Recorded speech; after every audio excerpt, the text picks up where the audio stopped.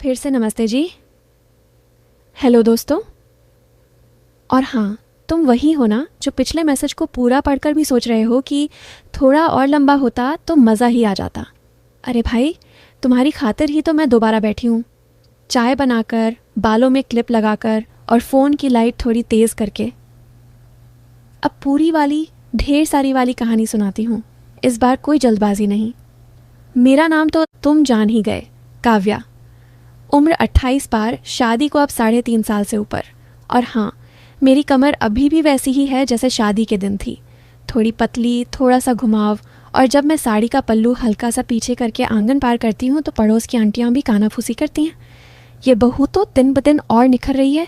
सासू माँ बस आंखें तरेरती हैं। काव्या, पल्ला नीचे कर लो, गर्मी है तो पंखा चला लो। मैं हंस के टाल देती हूँ। मम्मी जी, पंखे से तो हवा आती है मगर ठंडक नहीं। अब कहानी की असली शुरुआत सुनो।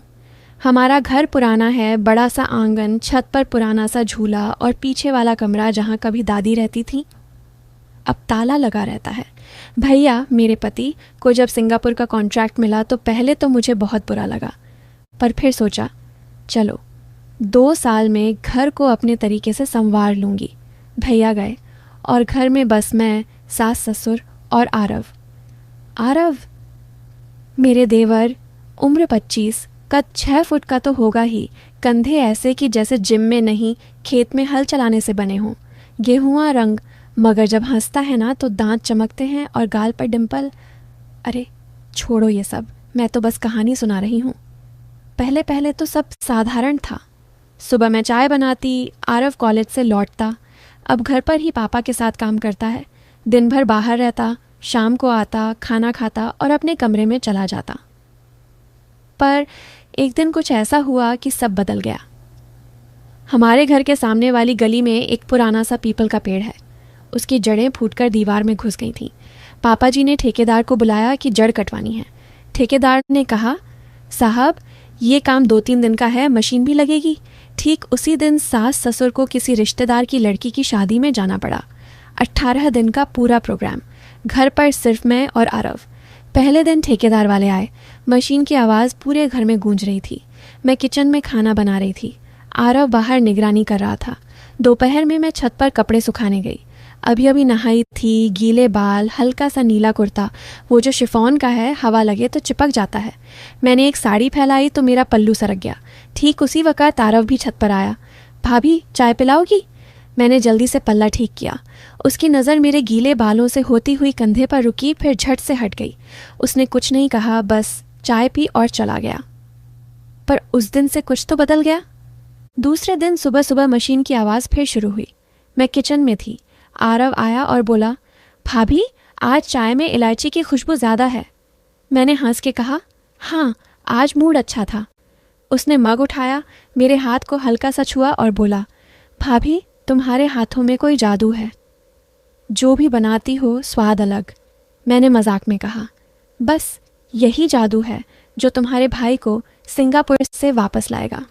उसने एक अजीब सी मुस्कान दी और चला गया। शाम को मैं लॉन में पानी डाल रही थी।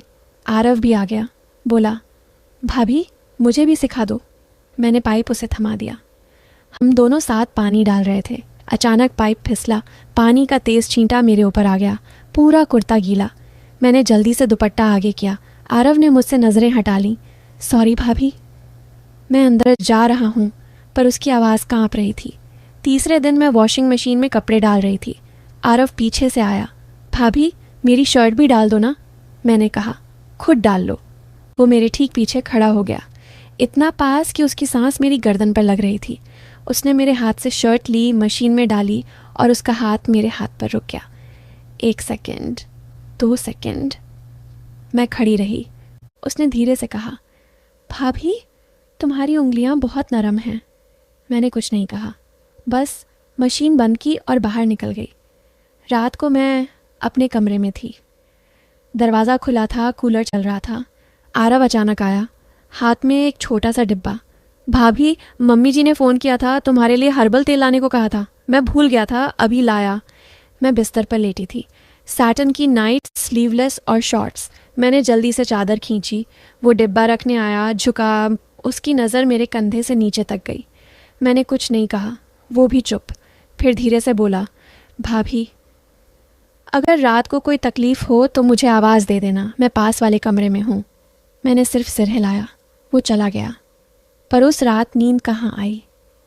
धीरे धीरे बातें बढ़ती गईं। सुबह मैं नहा के निकलती तो बाल गीले, कुर्ता हल्का सा चिपका हुआ। आरव मुझे देखता और चुपके से मुस्कुराता। मैं भी जानबूझकर थोड़ा धीरे चलती ताकि वो देख ले। फिर एक दिन मैं छत पर कपड़े उतार रही थी। सूरज डूबने वाला था। हवा ठंडी चल रही थी। आरव भी ऊपर आया। हम दोनों साथ साथ कपड़े उतारने लगे। अचानक मेरी लाल साड़ी हवा में उड़कर उसके कंधे पर जा लटकी। उसने हंसते हुए साड़ी मुझे दी। भाभी तुम्हारी चीज़ें भी मेरे पास आना चाहती हैं। मैंने साड़ी ली और हंस दी। फिर हम रेलिंग के पास खड़े हो गए। नीचे बच्चे खेल रहे थे। आरव ने धीरे से कहा, भाभी तुम बहुत खूबसूरत हो। मैं चुप रही। उसने मेरा हाथ पकड़ लिया, बहुत हल्के से। मैंने हाथ नहीं छुड़ाया। फिर उसने मेरे कंधे पर सिर रख दिया। मैं कांप गई।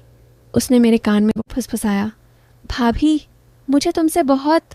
और ठीक उसी वक़्त मेरा फ़ोन बजा। भैया का कॉल। मैंने फ़ोन उठाया। भैया बोले, काव्या मैं अगले हफ्ते परमानेंट वापस आ रहा हूँ। साइट बंद हो गई।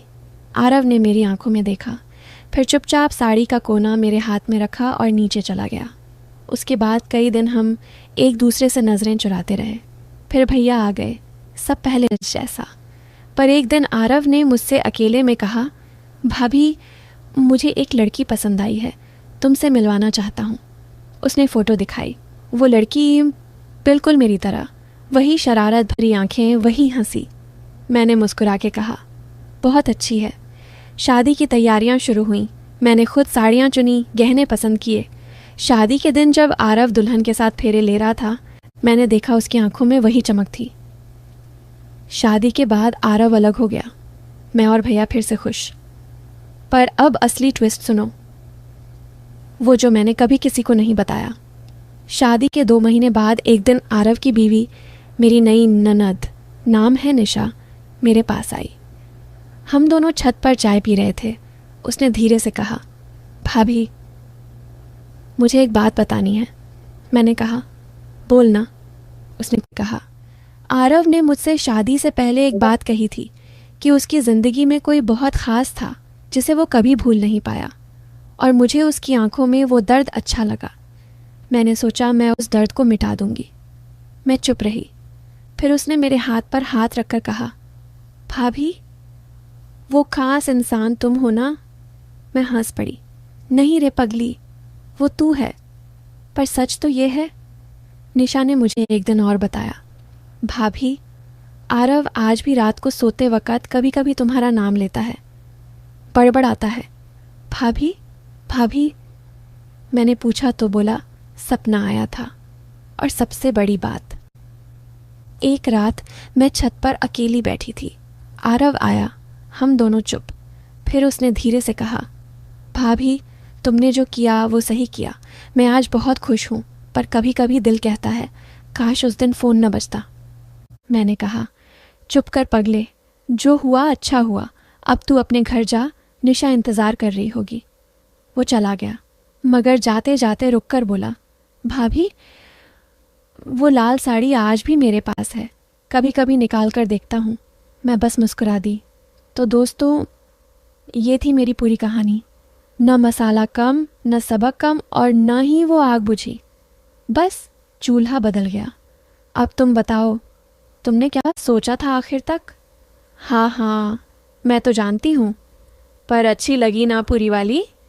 अब सच में बाय। इस बार मुआ ही है बहुत सारा, क्योंकि कहानी पूरी हो गई।